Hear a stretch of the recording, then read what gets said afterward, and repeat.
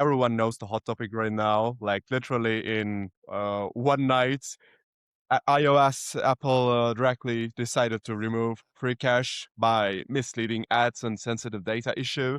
And next day, Google did the research, double check on it, and did the same.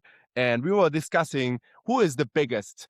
Almedia, like literally, have beaten all of them. Freecash got top 2 in US App Store, millions of installs every month. Everyone was talking about it. And what happens, guys? We do have James and Malcolm here. So, of course, I will do the joke. Welcome, Malcolm. Malcolm, who are you? Yeah, I'm well, as you said, I'm Malcolm. I'm coming from the sort of mobile gaming space. Worked in user acquisition for about 7 years for different mobile games companies, companies like Wooga. Was head of user acquisition at Next Games. I launched The Walking Dead No Man's Land. That was probably my big favorite launch, as I was a big fan of the game, in the franchise. Now I am a solo entrepreneur, working on my own rewarded app, actually. And it's an alpha, um, and just started our alpha testing What a this past week. coincidence, because with James, we were thinking about talking about rewarded.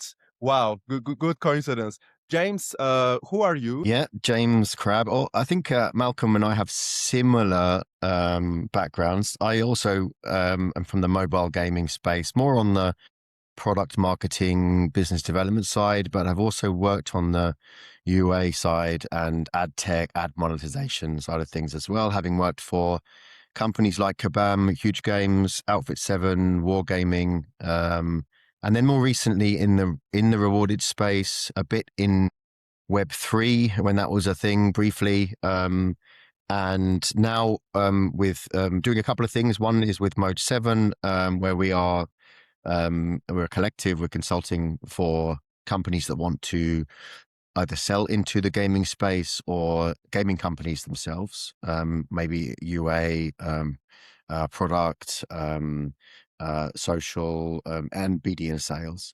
And also I'm working with another founder on a mobile, on a gaming project called Wonderful Worlds, which is a multiplayer gaming project. We have launched a game on web, mobile, and PC, and looking to do more with that too. So Cool. yeah. And as you both know, the hot topic is free cash removal from both Google and Apple stores. And on the top of this, we have been hearing rewarded has been booming and booming. So we are here to chat about what is going on in the market. Where do you start? Feel free, guys. Fire free. Yeah, where do you start? That's a good question. I guess let's start with, I think it's always good to start with the context, or at least the kind of where the industry was born from. And Malcolm and I mean, we're no spring chickens anymore. We've been around the block, and we were chatting the other day or yesterday about how when Incent was a thing. I don't want to go too deeply into it, but we both were part of that. We both were part of the industry then, when you could buy users, to install your app to boost your chart position. It's like Malcolm, the early evolution of the current rewarded, sort of. yeah, like very early rewarded. I did campaigns when I was at Kabam, and it was part of your marketing mix, to buy 20,000 users in the US on a weekend to push you into the top 20 or the top 10. And then, you benefit from all of the organic installs. But we know how that ended up, right? Right, It Malcolm? was it was actually acceptable for a while, though. It was not considered a gray or sort of black hat thing. It was actually, everyone was doing it back then. But then they did crack down on it at some point. Yeah, it was, I think someone mentioned, since the free cash thing happened, people have been sort of comparing it to the app gratis time, when I think app gratis were kicked out of the store, and Apple and Google both took a stand on this boosting your chart position through Incent. way of doing things. So there's not really similarities, to be honest, but it feels like something that's going to shake up the industry a little bit, maybe, you know. Yeah, yeah, exactly. And I think another sort of thought on that point is like the back then it was kind of accepted, but it was new. So it's like, okay, well, getting into the top charts list actually gets you, organic installs. So it actually gets you eyeballs from people who just kind of explain for maybe those who don't know, who would not have normally seen the app. So it was considered a valid strategy for user acquisition. But then at some point, Apple, actually realized that everyone was just gaming the system, and they actually got rid of most of these top downloaded lists completely. So you used to have a whole bunch of different categories and everything that you could get organic installs, and you could get people and visibility from. So yeah, so now that was back in the day. You'd get this sort of like incent was you'd get paid 10 cents, or a user would get paid 10 cents to come in and install an app. And then they would just like immediately deinstall the app like 30 seconds later, and they would, have their 10 cents or whatever. And now with, kind of where Rewarded has evolved to, which for me as a user acquisition person, is really interesting because it's no longer just install the app, delete it. It's now, install the app, play for 30 seconds, reach level 5, upgrade this building. So now you've got all these different sort of like engagement layers further into the actual app, to where you have users who are who have to actually play the game to get the rewards. And so I think that's the key difference in why the Rewarded has had such a boom in recent years. Yeah, I think that's a good point. It's also, I think, like, and I feel that I mentioned, I spent a little bit of time in the Web3 space, and that whole kind of era, I guess, which was during COVID, during lockdown, there were Web3 games that were launched that enabled players to invest or be part of the game economy and earn from it as well. And I really think that then the next step after that was the whole play and earn or get paid to platforms that sort of grew and grew very quickly after that, because players realized they could um, decide what game they want to play, but also have a part in that game. Not ownership like Web3 promised, but being having a part of that value chain that was just previously between the game developer who were buying users from a network or a platform like Facebook or whatever, and for huge amounts. And so players were being traded for huge amounts essentially, but not seeing any of that. And now the beauty of Rewarded is that they do. I also think like rewarded platforms solve a lot of problems for UA people Absolutely. during a Yeah. time it's hard to find volume. Yeah, totally. I mean, UA has gotten so expensive over the years. I mean, some games are paying, I don't know, $5 to $10 per user. So the promise of Rewarded, which is really interesting, is, well, why spend that on ads when you can actually just pay users directly a portion of that? And then they come in and try out the app. If they like it, they stay. Which actually, and I think you know more than I do about this, James, but there's a significant proportion, enough to make it, viable. A significant proportion of users who they'll come in with the intention of just getting paid, but they'll actually stay because they like the game. And of course, that's up to the advertiser to have a cool game that they like and everything. Um, Yeah, I think you're right. It's kind of what I was sort of liking it to as well is users are a bit more savvy nowadays, and they know that they're looking for a new game to play, or they're looking for a new game to play and pay in.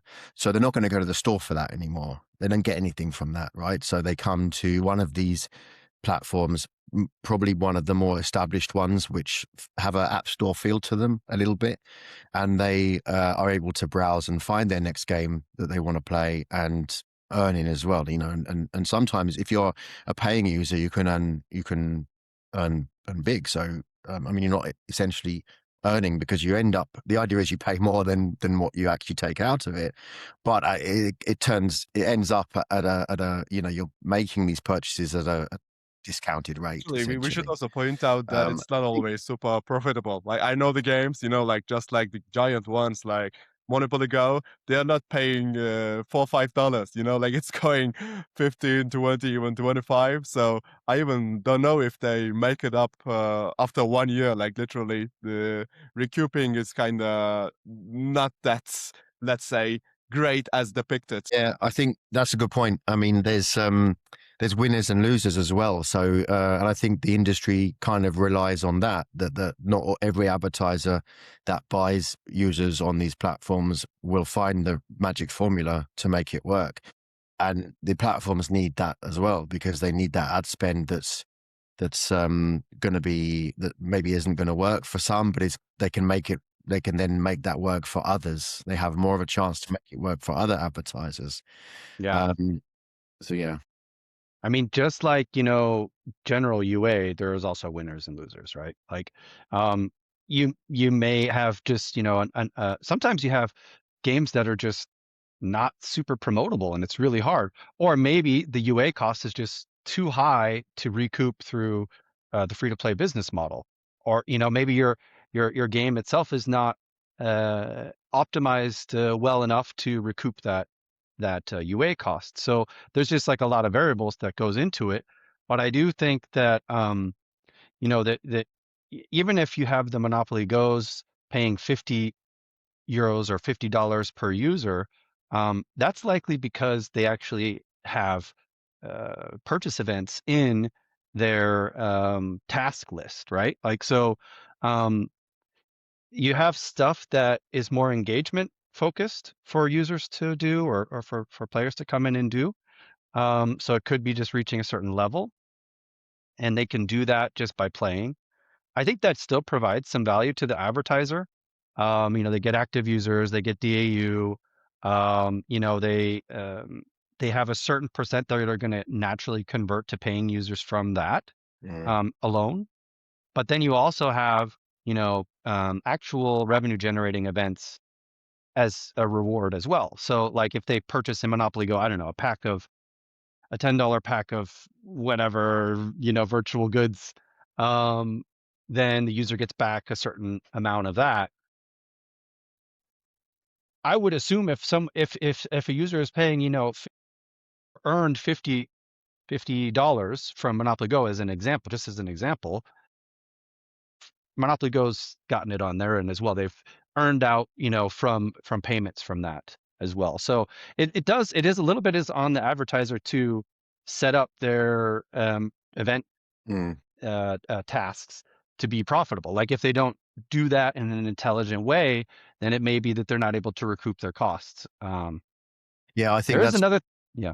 Sorry, go no, ahead. no, no. Just to jump on that, that's a good point because in the early days of Rewarded, a lot of advertisers didn't really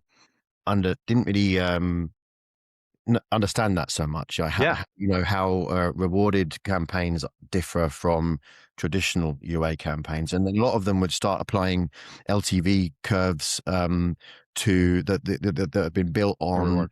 Facebook campaigns to rewarded, and Hmm. obviously, it's rewarded is as a rewarded platform, you can quite easily meet day seven ROAS goals because you can just pump in lots of higher payouts in the first 7 days. Users are really engaged because they're earning a lot, and the advertiser thinks, "Wow, this is great. We're on target for 100% ROAS on day 14 or whatever." But then obviously the rewards do stop because the platform needs to make their margin, and the campaign needs to stay profitable for them. So, but then later down the line, as I think advertisers became more educated, a lot of them realized the opportunity that was there if they got it right. Like you said, if they had enough short, mid, long-term events in their game, they could optimize, the reward structure, work with the platform, um, then obviously platforms also wanted to make sure that campaigns saw long-term success for advertisers.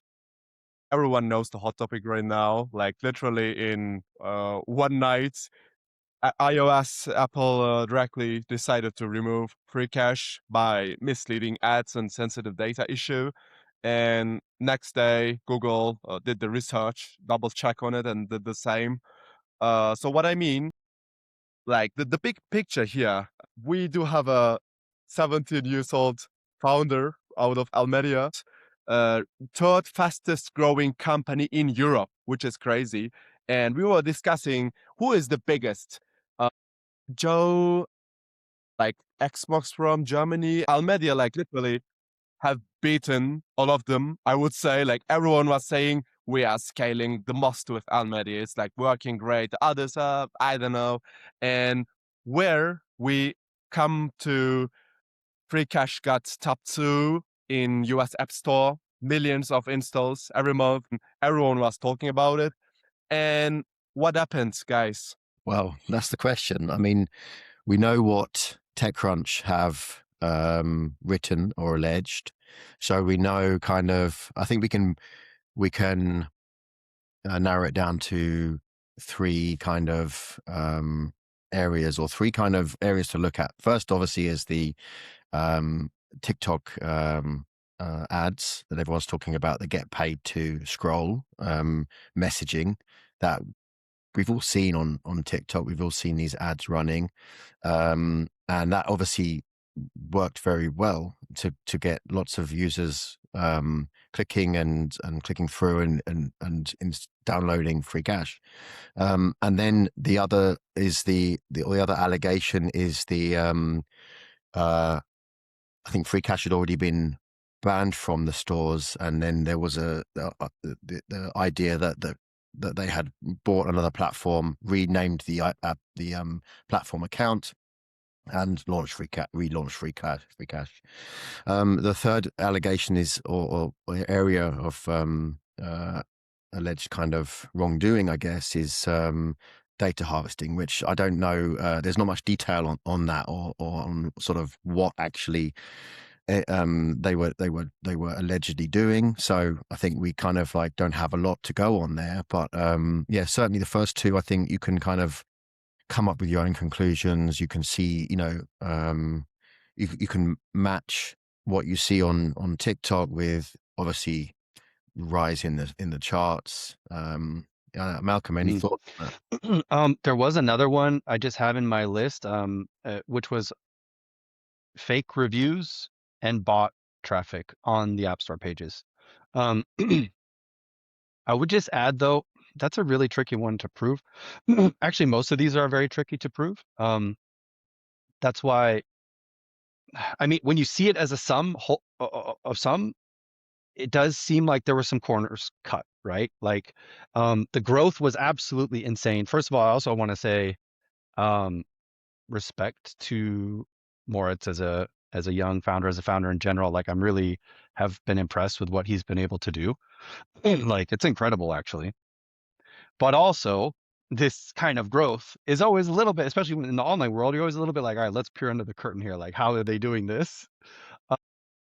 Which, I mean, I don't know how much of this stuff it comes out in the end to be, provable or not provable. That will have to remain to be seen. I think the biggest one that's obvious is the ads, the misleading ads, because that you can directly point to and say, look, that there's the ads. Like, you ran those ads, or a partner of yours ran those ads. Yeah. And I think that in general, none of these are super crazy, to be honest with you. Like, they're all just, I would say, gray area stuff. But once you put it all together, it does erode trust, to be honest. It does erode trust in sort of like Rewarded, in the industry a little bit. And that's what I think is unfortunate for others in the industry, and also for the brand of Freecash as well. Whether they're able to get back on the App Store, I hope they are. Mm. Um, but yeah, I mean, like, to me, the ads, it's not good, it's definitely not. But on the other hand, the excuse that they gave is it's not like it doesn't absolve them. But like if it was done by their affiliates, then it means that they were a little bit too lax with controlling their affiliates, right? Like they should have cracked down on their affiliates and been like, guys, like we can't run ads like this, which clearly they're going to do now. But like, I understand when you're in that phase, when you're like ultra mega super growth phase, you might let that slide, right? Mm, Like yeah. you might be like, oh, look the other way. Didn't see that, and that's what tends to happen in the industry, unfortunately. And I do think that we need to repair the image of reward and rewarded apps after this because it's going to do serious damage, not only to users who might be willing to try something like this, but also to advertisers. Like advertisers are going to be nervous about running rewarded app campaigns, which is not good. Mm. Well, yeah, I mean, I guess advertisers also benefited a lot from the massive scale that became or volume that became available on Freecash. Hmm. And it's even harder to kind of, like you say, kind of crack down as Almedia or Freecash to crack down on affiliates. And also, I was always expecting TikTok to do a little bit more or to understand what was going on there. I don't think True. Good point. there was an article from was it Wired and also another another industry publication, and they said that TikTok had removed these ads. I'm not sure whether that was verified or they had any contact with TikTok, but the ads were certainly not removed as much as Moritz and the team at Almedia might have tried to. I think it also highlights the fact that um, that affiliates clearly were able to run wild with it, and maybe that was allowed in a way because it was bringing in massive growth, or maybe it wasn't, but we don't know. But it does sort of highlight a kind of a little bit of a lack of control on the platform side and on the advertiser side. In that case, Almedia. Hmm. So yeah. The other thing I wanted to bring up, what do you guys think about the topic of the illegal data harvesting? Because I mean, I'll just tell you my quick thoughts on it. Like, first of all, I'm wondering what exactly that means because if it means that they were allegedly um, gathering this data through various means, and I can imagine how they might be able to do that because they have surveys, by the way, as partners who are asking a lot of personal questions and personal data. So one could imagine that there might be a way to do interface with that, but it could also be, I mean, I don't want to say it's a misunderstanding, but like it could, do they mean that like, these surveys where they're redirected to a third party and an advertiser who's paying for that data, paying the users for that data, is that what they're talking about? Or are they talking about actually that Freecash allegedly also Yeah, gathered this data somehow? that's where I feel it's unclear. There's that's where I think the TechCrunch article was a little bit. It highlighted maybe their lack of understanding around that or what was happening. Hmm. And because yeah, obviously they collect data through surveys on their platform, and these are third party surveys, and that's not collecting data. It's obviously the user is being paid for answering survey questions. And I think Almedia also came out and said that they that that they're using user data is used for optimizing advertisers' campaigns. TechCrunch also mentioned like health data and all sorts of things. I don't think there's any way that that's something that all media were doing, but maybe it's questions that were asked on third-party surveys, about someone's health or about. Which is how the industry works. Actually, that's like very Yeah. common, right? Like, So I think that's why I like it, and also I think it de kind of values the article, the TechCrunch article, because it feels like they're kind of, oh, we find something else, let's allege something else. just to play devil's advocate, I mean, maybe there's something that they didn't mention, but I would like to see a follow up then. I'd be like to, okay, look, we actually saw packets or we actually intercepted data being transmitted to the Freecash servers, like then that's proof, right? Like, and they say like, okay, we had our tech people, whatever, like broke this down, and we can see that gender, sexual orientation, etc., was transferred actually to the Freecash servers. Then that's where I'd be like, okay, then that's a that's a violation. That's a blatant violation of trust, of the users and whatever else. But they didn't provide that yet. We should also point out how our mobile ad tech is shady in the end. Like everyone is playing around the gray area. That's how literally the business is going on over there. And let's give the clear example. App11 bought Adjust for 1 billion. And on the top of it, they had Lion Studios for many, many years. They also had, I think, like over 1 billion downloads also. Yeah, I mean, look, like that this has always been the case in the ad space. There's always data being passed around between different companies. GDPR came in, and actually, I think that was a good thing. Try to clean this up a bit. And data privacy, Germany, where I'm sitting, is very, very strong on data privacy laws and things. And I think that helps, but it's tricky because it's also how the whole industry functions. Like you need to be able to send data around. Now, most of the time it's anonymized, right? Like most of the time I'm not sending Omer's email address and behavioral patterns to a third party. I'm sending an ID that represents Omer that's anonymized, right? Like, so, but that's actually required. Like if you take that away, then I mean, like the whole industry collapses and you get non-relevant ads that are just, all probably Coca-Cola and Visa, like you would on a billboard or something. Um, and so I think that's the one part of it. The second part of it though is I do believe that there is potential, especially in the rewarded app space, to be more transparent with data and Mm, pay users for their data, like mm, directly pay them. Like this is where I had a realization last week when I was building my app, which is called Farm Cash. And I said, like, um, okay, in the sign up process, for example, we ask some basic demographic data. We ask gender and we ask age, and then we ask for email to sign up, right? And my initial thought was like, I looked at what the industry does, and everyone just asks for it, and sometimes they allow you to opt out or not answer. Sometimes they don't. It's like if you want to join, if you want to play, you have to pay in the sense of giving us this information, right? And then I realized, like, after this whole topic, and I started thinking about like whether this data harvesting happened or not. I started thinking about like how could we do it better? And I said, like, well, we actually have the mechanism to pay users. We have the full payment funnel, the full all the tools. We have a virtual currency in our own app. So let's just pay them for the data points. So that's one of the things that I want to explore in Farm Cash, which is like when you're signing up, if you want to provide gender, okay, that's 10 cents, 20 cents, something like that. If you want to provide age, that's also 10 or 20 cents. But if you don't, then don't, right? So I kind of want to go in a radical different direction with it, with what I'm building.